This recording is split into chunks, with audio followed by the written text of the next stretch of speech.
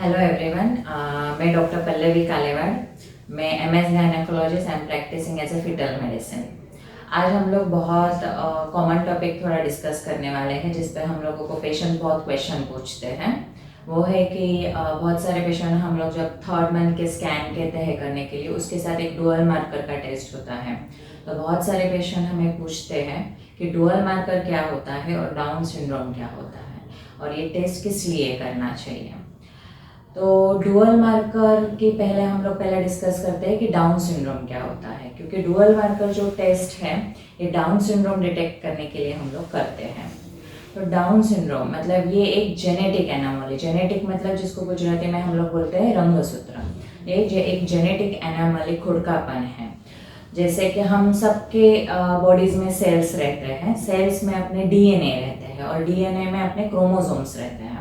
तो हर एक के बॉडी में 46 क्रोमोसोम्स रहते हैं। 46 हम जब भी एम्ब्रियो मतलब जब भी प्रेगनेंसी बनती है तब ये 46 में से 23 क्रोमोसोम्स मदर से आते हैं और 23 क्रोमोसोम्स फादर से आते हैं और ये 23 कंबाइन करके 46 क्रोमोसोम्स का प्रेगनेंसी बनती है और जो आगे जाके बच्चा प्रेगनेंसी बड़ी होती है। तो जब भी ये 46 क्रोमोसोम के स्ट्रक्चर में या नंबर्स में प्रॉब्लम्स आते हैं उनको जेनेटिक एनामली या रंगसूत्र નું ખોડકાપન કહેવાય।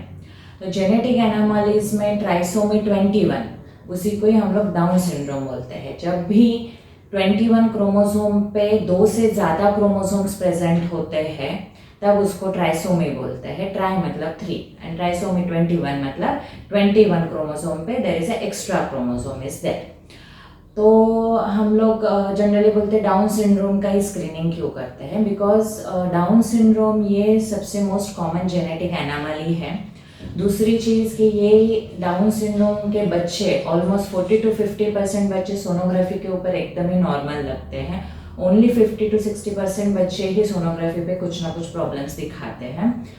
और ये बच्चे डिलीवर होते हैं तो ये बच्चे मेंटली और फिजिकली थोड़े डिले होते हैं, मतलब बाकी के बच्चों से थोड़ा मेंटली पीछे होते हैं। फिजिकली भी इनको आगे जाके प्रॉब्लम्स आता है। डिलीवरी के बाद इनको थायराइड, अर्ली एज में डायबिटीज़ और ऐसे क्रोनिक डिसीज आने के चांसेस रहते हैं और ये थोड़े मेंटली भी रिटार्डेड और चैलेंजिंग रहते हैं।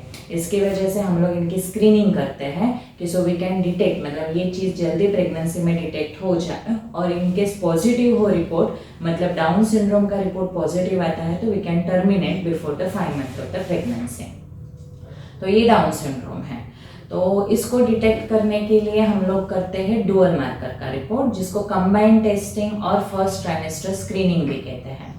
तो ये रिपोर्ट कब करते हैं? ये रिपोर्ट आपके डॉक्टर जब आपको थर्ड मंथ का स्कैन कहते हैं, सोनोग्राफी कहते हैं, 11 से लेके 14 वीक्स के बीच में, मतलब 2.5 महीने से लेके 3.5 महीने के बीच में आपको ये सोनोग्राफी बोलते हैं। उसी सोनोग्राफी के साथ ये रिपोर्ट होता है जिसको डुअल मार्कर बोलते हैं। ये सोनोग्राफी में जो बच्चे के मेजरमेंट रहते हैं, मतलब बच्चे की लेंथ, बच्चे का नक्कल ट्रांसलूसेंसी जिसको एंटी बोलते हैं वो, और बाकी के 1-2 मेजरमेंट हम लोग ब्लड के साथ कंबाइन करके ये रिपोर्ट देते हैं। तो डुअल मार्कर ये रिपोर्ट हम लोग स्क्रीनिंग टेस्ट बोलते हैं। ये आपको रिस्क बताता है कि अपने बच्चे को डाउन सिंड्रोम का रिस्क कितना है। इसमें रिस्क, ये रिपोर्ट लो रिस्क और हाई रिस्क में आता है। रिपोर्ट लो रिस्क होगा तो नॉर्मली हम लोग कुछ नहीं करते हैं, डायरेक्टली हम लोग 5th मंथ के स्कैन के लिए पेशेंट को बुलाते हैं। और ये रिस्क हाई रहता है, एक लिमिट से ज़्यादा रहता है, तो ऐसे पेशेंट में हम लोग कंफर्मेटरी टेस्ट करते हैं, क्योंकि डुअल मार्कर आपको एक रिस्क असेसमेंट देता है, कंफर्म यस और नो आंसर नहीं देता है। इसके लिए ये टेस्ट हम लोग लो रिस्क पॉपुलेशन में यूज करते हैं। हाई रिस्क पॉपुलेशन मतलब हाई रिस्क कौन से पेशेंट डाउन सिंड्रोम के लिए हाई रिस्क है, जैसे 35 और 35 के ऊपर की एज होती है जब मदर की, तब जिनको प्रीवियस डाउन सिंड्रोम या फैमिली में किसी को डाउन सिंड्रोम होता है तब, जिनको थर्ड मंथ की सोनोग्राफी पे या 4th मंथ की सोनोग्राफी पे कुछ ना कुछ जेनेटिक मतलब एनामली मतलब खुड़कापन दिखता है, तब हम लोग ये पेशेंट सारे हाई रिस्क में आते हैं। ऐसे हाई रिस्क पेशेंट के लिए हम लोग डुअल मार्कर एडवाइस नहीं करते हैं। डुअल मार्कर ये हम लोग लो रिस्क के लिए एडवाइस करते हैं। हाई रिस्क पॉपुलेशन के लिए 2 अलग अलग टेस्ट हैं, जिसको एक को बोलते हैं NIPT और दूसरा है कैरियोटाइपिंग। NIPT मतलब नॉन इन्वेसिव प्रीनेटल टेस्टिंग। जिसमें डाउन सिंड्रोम का 99% सेंसिटिविटी होता है, और एक कंफर्मेटरी टेस्ट होता है जिसमें हम लोग बच्चे का डीएनए डायरेक्ट माइक्रोस्कोप के नीचे करके हम लोग 100% आंसर दे सकते हैं, जिसको कैरियोटाइप बोलते हैं। तो ये होता है डाउन सिंड्रोम के लिए अलग अलग टेस्ट, ठीक है।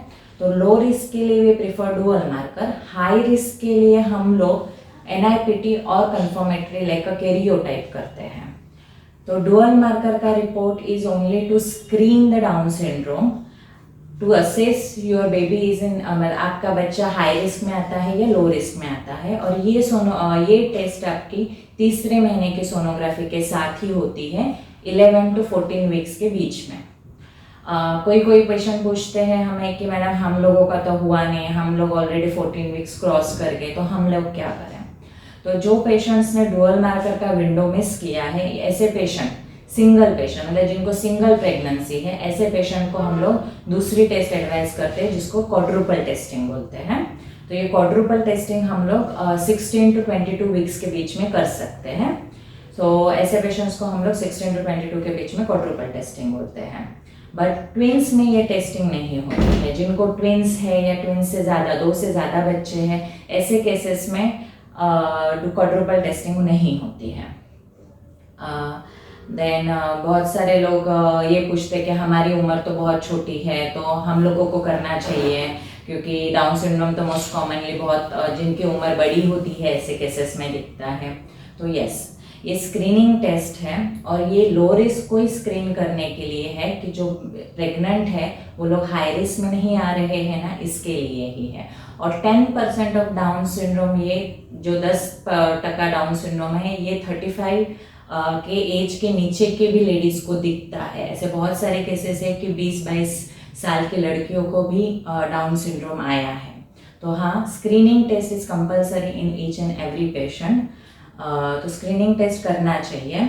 सिंगल प्रेगनेंसी हो गई तो dual marker is a better, और if you miss dual marker तो हम लोग क्वाड्रुपल कर सकते हैं। लेकिन ट्विंस के लिए डुअल मार्कर एक ही ऑप्शन होता है। ट्विंस में आप वो विंडो मिस करते हो तो आपको फिर बाद में कोई टेस्ट होती नहीं है स्क्रीनिंग टेस्ट, उसकी जगह पे आप you can choose another option, मतलब बाकी के ऑप्शन आपको लेने पड़ते हैं। तो ये है आज का short but sweet dual marker and down syndrome के ऊपर। आपको कोई भी क्वेरी होगी तो आप बॉक्स में क्वेरीज डाल दीजिए, हम लोग रिप्लाई कर देंगे।